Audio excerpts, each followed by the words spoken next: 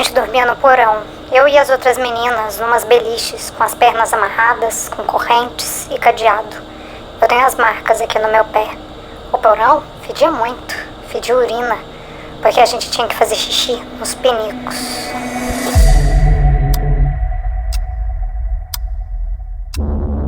Chega mais que a história de hoje é pesada.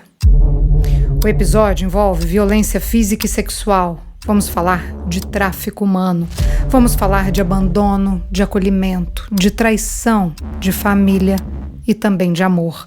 O episódio não é recomendado para menores de idade e pode ser bastante sensível para quem já passou por abusos.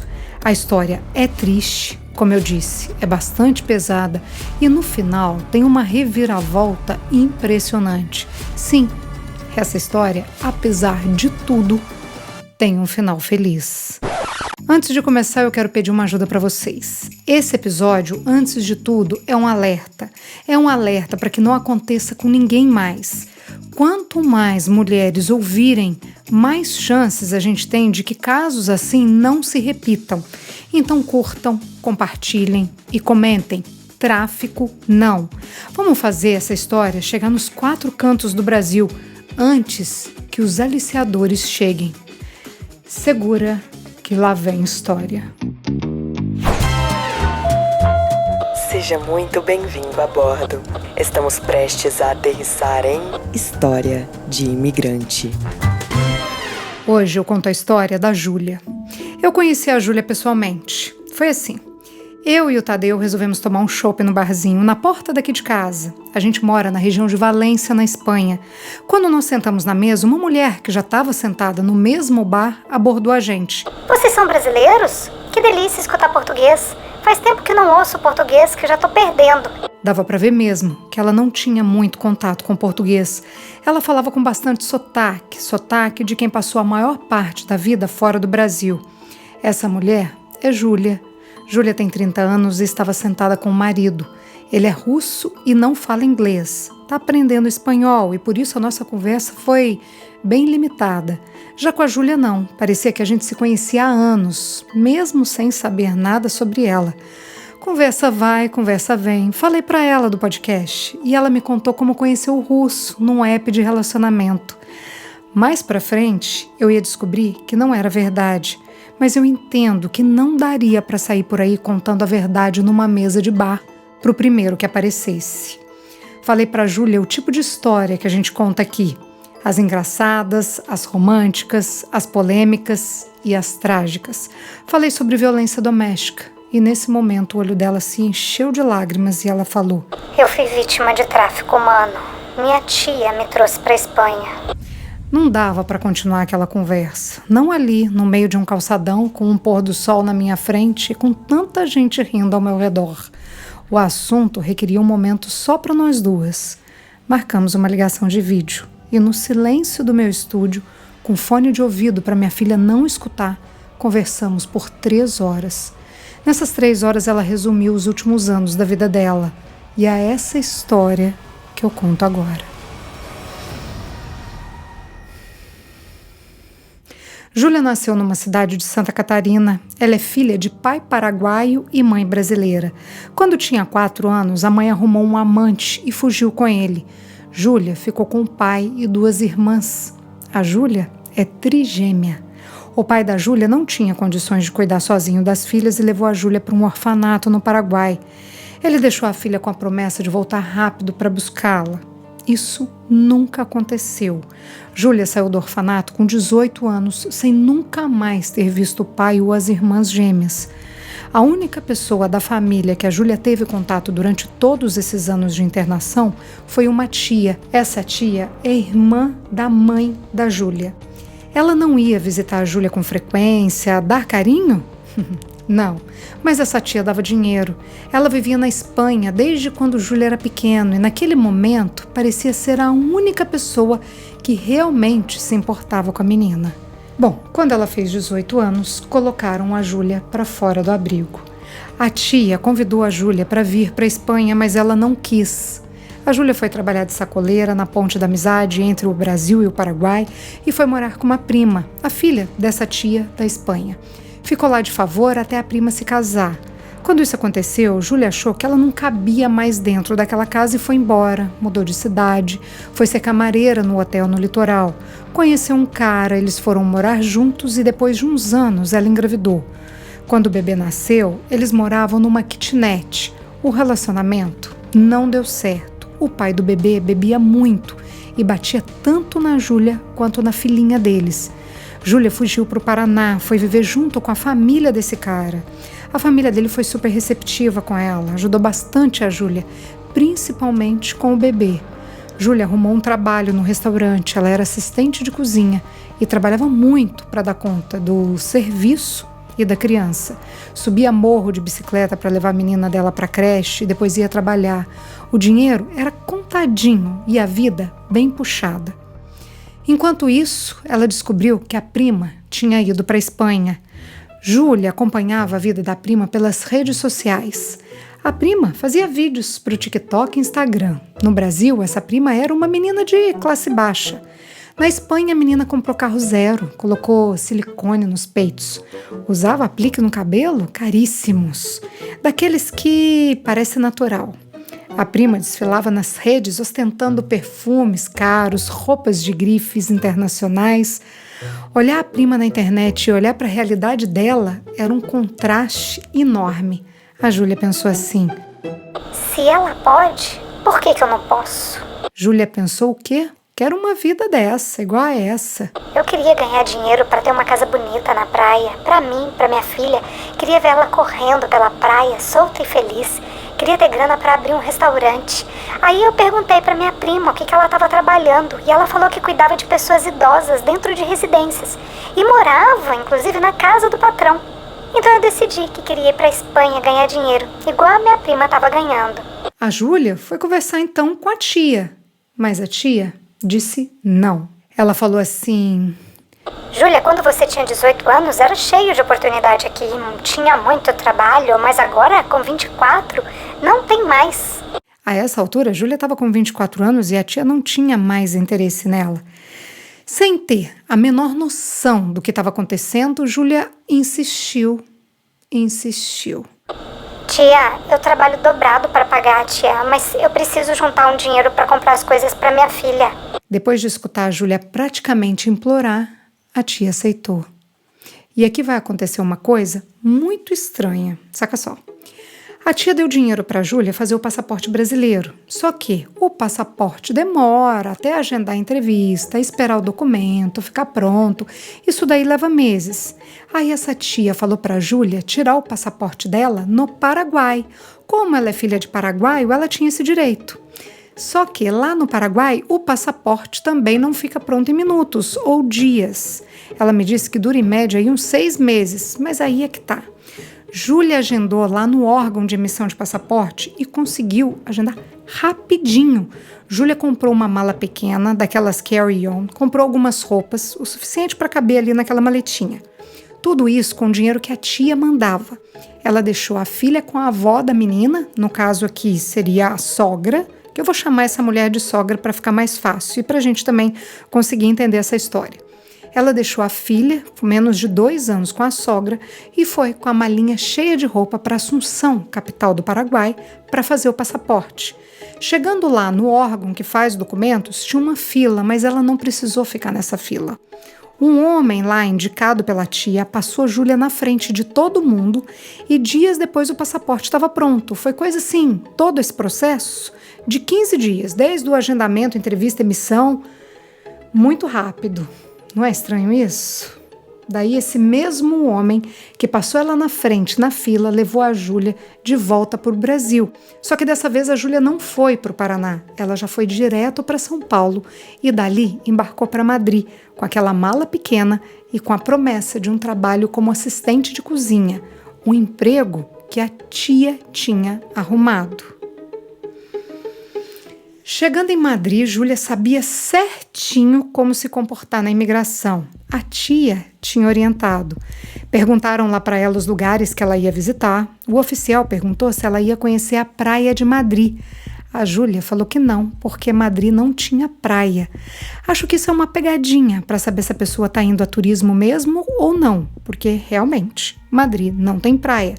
Mas a Júlia só sabia disso porque a tia tinha orientado. Agora, como que ela sabia que iam perguntar isso? Um homem que a Júlia não conhece foi buscá-la no aeroporto. Ele pegou o passaporte e o celular dela e levou a Júlia para uma casa. A casa era estranha, com câmeras para todo lado. Tinha câmeras em todos os cômodos, inclusive no banheiro. A tia não estava lá. O que tinha lá eram umas meninas, muitas meninas. Júlia tentou puxar assunto com uma delas, mas ninguém falava. Todas elas estavam assistindo TV e tomando chimarrão sem nem olhar para o lado. Essas meninas aí tinham na faixa de 18 e 20 anos e a maioria era do Paraguai, mas tinham também brasileiras e outras aí de origem latina. A Júlia não estava entendendo o que estava acontecendo e pedia para falar com a tia, mas a única coisa que falaram para ela é que elas iam se ver no dia seguinte. No dia seguinte, Júlia foi levada para uma cidade do interior. Como esse caso ainda está sob investigação, os nomes são fictícios e eu não vou citar as cidades daqui da Espanha, onde tudo aconteceu. Chegando na cidadezinha, a tia foi buscá-la numa estação de trem. A tia era uma mulher baixa, de cabelo vermelho, tinha um porte grande e era bem desleixada, sem vaidades. Ela tinha ali por volta de 50 anos, ela era casada com um africano e tinha um filho de 7 anos. Eles moravam num apartamento que ficava no 8º andar de um prédio, num bairro de imigrantes latinos, nessa cidadezinha. Mas além dos 3, a casa também era cheia de meninas. Já no primeiro dia, a tia levou Júlia num cabeleireiro para fazer as unhas, cabelo, sobrancelha e depois deu um banho de loja na sobrinha. Comprou várias roupas para Júlia. Isso até parece um super presente, né? Mas o corte de cabelo era estranho. Fizeram uma maquiagem na Júlia que ela ficou até assustada, tipo, não era ela. As roupas, então, não foi ela que escolheu. Foi a tia. Saia curta, bota alta, pra cima do joelho. Sobretudo.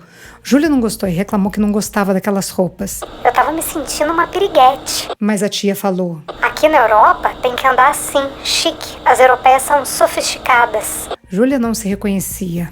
Ela era simples, gostava de short, chinelo, não daquele monte de coisa. Não sabia nem usar salto.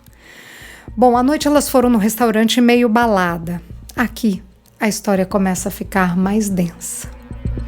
Nesse restaurante, os homens começaram a olhar para Júlia de cima a embaixo. Ela estava incomodada com aquilo, era invasivo. Os homens começaram a chegar nela até que a tia falou assim: Seu trabalho aqui é na casa de massagem com final feliz. Aqui você não é mais Júlia. A partir de agora, você é Luna. Júlia olhou o ambiente, as meninas, as danças e começou a chorar.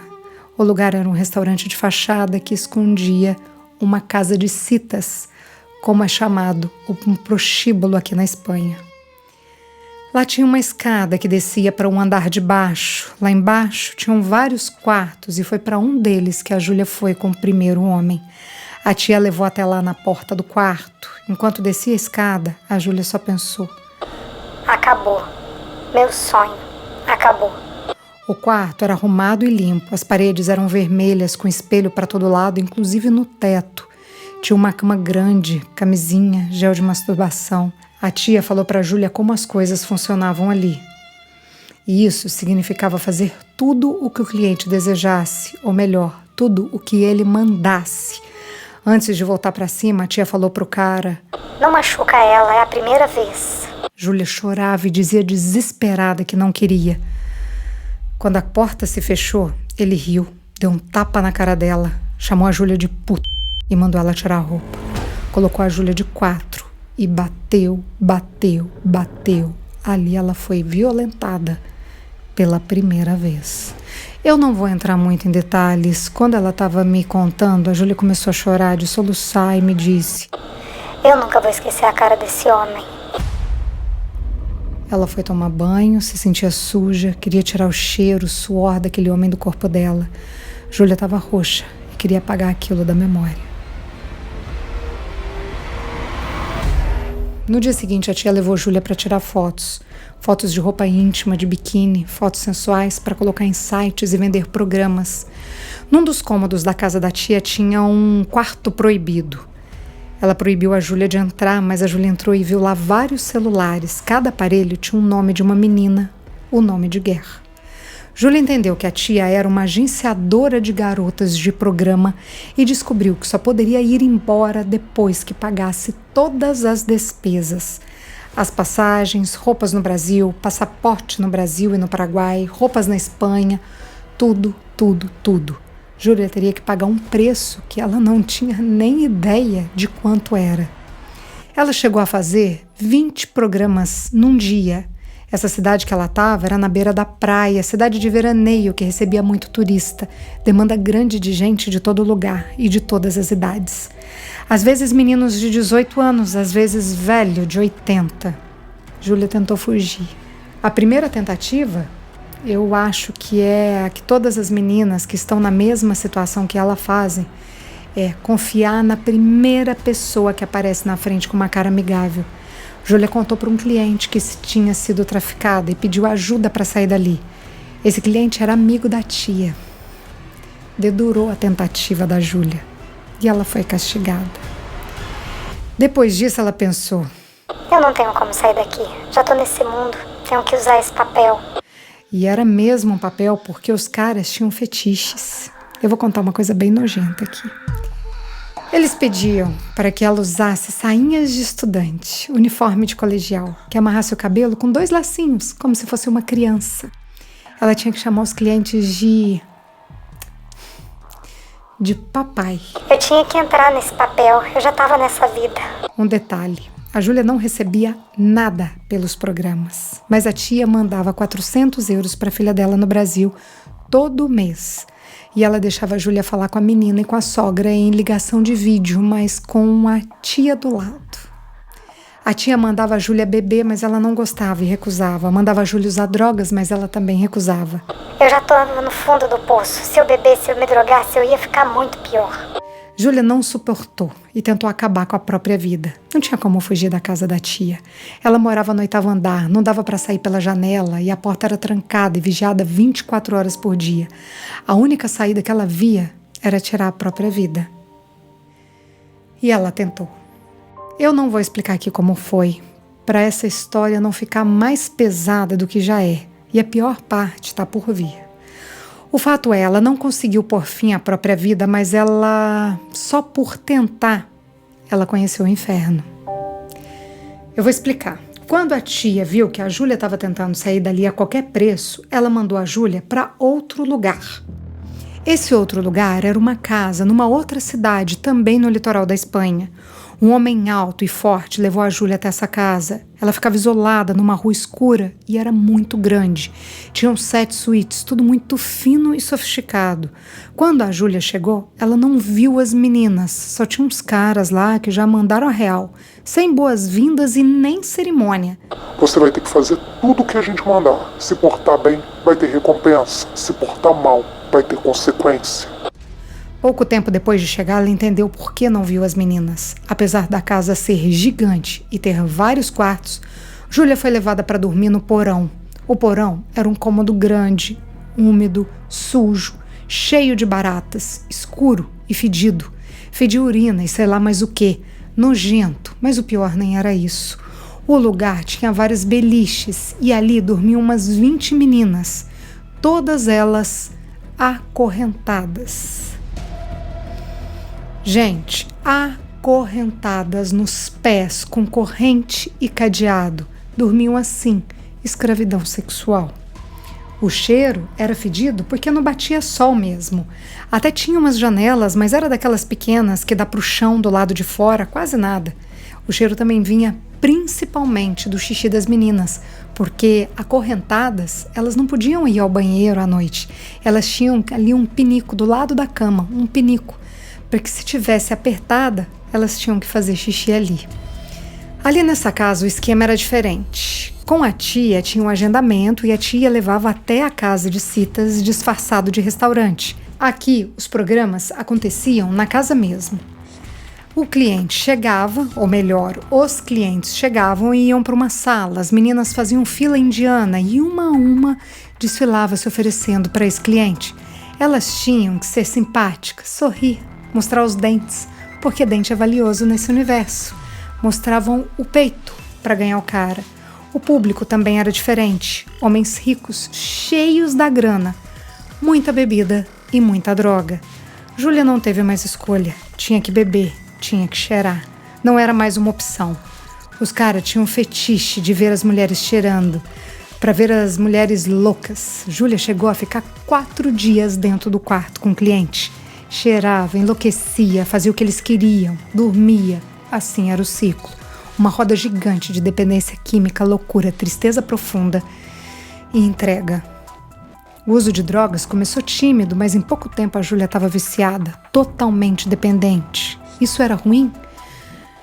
Por um lado, sim, ser dependente de qualquer tipo de substância é horrível. É sem noção, a gente nem questiona. Mas nesse caso, não sei, viu? Júlia acordava cheia de chicotadas nas costas, machucada, e não lembrava o que tinha acontecido porque estava sob o efeito de sei lá o quê, pó e outras coisas. Então a droga fazia ela esquecer o que tinha acontecido. Nessa casa, ao contrário lá do esquema da tia, que a filha dela ganhava 400 euros por mês, aqui ela não ganhava nada, absolutamente nada, e também não podia mais falar com a menina no Brasil. Acabou o contato com qualquer pessoa, a não ser quem estava ali na casa. Tinha as meninas de programa, alguns homens e 4 mulheres. Essas mulheres é que amarravam as meninas no porão. Gente, mulheres fazendo isso com mulheres. Eu perguntei pra Júlia assim, esse tempo que você passou lá dentro, teve algum momento feliz? Com a cara inchada, de tanto chorar, ela me respondeu com um nome. Zara. Quem é Zara? Zara é egípcia e uma das garotas de programa, mas ela não dormia lá. Zara era garota de programa, mas não era traficada. Ela ia para essa casa durante o dia para fazer programa, mas por que a Zara trazia felicidade? Zara penteava o cabelo da Júlia. Zara fazia carinho, coisa que ninguém nunca tinha feito. Zara dava afeto, Zara dava conselho. Você precisa comer, parar de usar drogas, isso vai te destruir. Júlia tem 1,60 m de altura e pesava 40 quilos. Zara ajudou a Júlia. O pouco de dinheiro que a Júlia conseguia ganhar era das gorjetas que os clientes davam. Ela pedia para Zara mandar para a filha dela no Brasil. Todo o dinheirinho que entrava ela dava escondido para Zara transferir. Coisa de 150 euros. Pô, era tudo que ela tinha. A Zara não sabia das meninas traficadas. Júlia e todas as outras eram ameaçadas. Se contasse alguma coisa para alguém, eles matavam a família. Eles falavam que se a gente abrisse a boca, eles iam acabar com a nossa família. Eles sabem onde mora todo mundo. Zara também emprestava o celular para Júlia. Júlia se escondia no banheiro para ligar para o Brasil. Mas mais uma vez, Júlia não falou nada, nem para a filha, nem para a sogra, para ninguém. Zara era amorosa, muito querida, muito generosa, mas ela tinha um comportamento diferente. Zara era muito...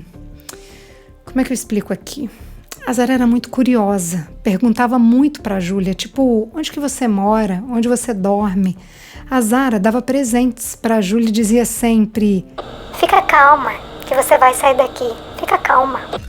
Beleza, teve um dia lá que a Zara foi embora, como fazia todos os dias. Mas nesse dia ela se despediu e desejou sorte.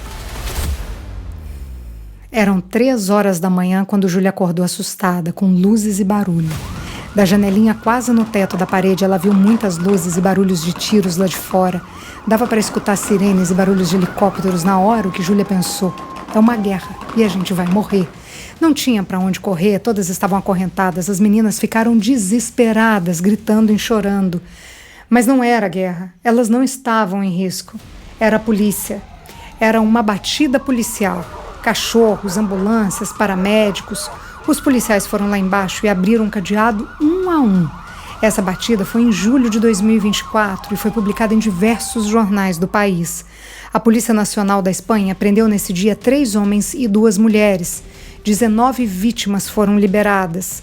Eu vou colocar as notícias desse caso no nosso Instagram. Eu não achei nenhuma matéria que trouxesse os detalhes da investigação. Mas a Júlia acredita que Zara era uma policial infiltrada. A Júlia acha que ela estava investigando a casa e por isso ela disse com tanta certeza: você vai sair daqui, fica calma.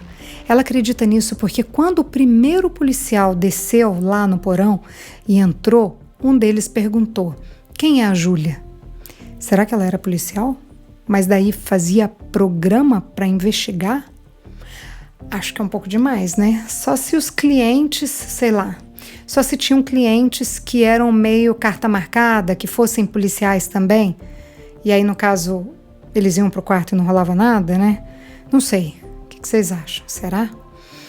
Mas agora já não importa mais. Quando Júlia viu que eram policiais, ela ajoelhou no chão, juntou as mãos e agradeceu. Deus, tô livre. Mas ainda não era liberdade. Como eu disse lá no começo da história, eu conheci a Júlia pessoalmente, ela e o marido russo. Eles estavam turistando aqui na cidade que eu moro e a gente marcou de se falar depois. No dia da entrevista, ela me mostrou a casa dela, fez um tour comigo no vídeo. A casa tem 5 andares, é gigante. No andar de baixo, ela me mostrou o marido reformando um quarto e virou o celular para me mostrar a vista. A casa é muito bonita, fica no alto de uma montanha e tem uma vista incrível para o mar. Mas para que eles estão reformando esse quarto? Como que ela saiu de um porão fedido, cheio de baratas, e foi morar nesse casão? Por que a Júlia continuou presa? Quem é esse marido? Que fim deu a tia? Já deu para ver que a história vai dar uma reviravolta, né? Ainda tem muita coisa para acontecer aqui. A história não cabe só nesse episódio. Eu tive que dividir em 2. E eu conto tudo na próxima quinta-feira. Todas as histórias que contamos aqui são reais, algumas delas são anônimas. Se você tem uma história de imigrante para compartilhar, conta pra gente. Nosso WhatsApp é 650-834-9209. Essa é uma realização Estúdio Fita. Até a próxima história.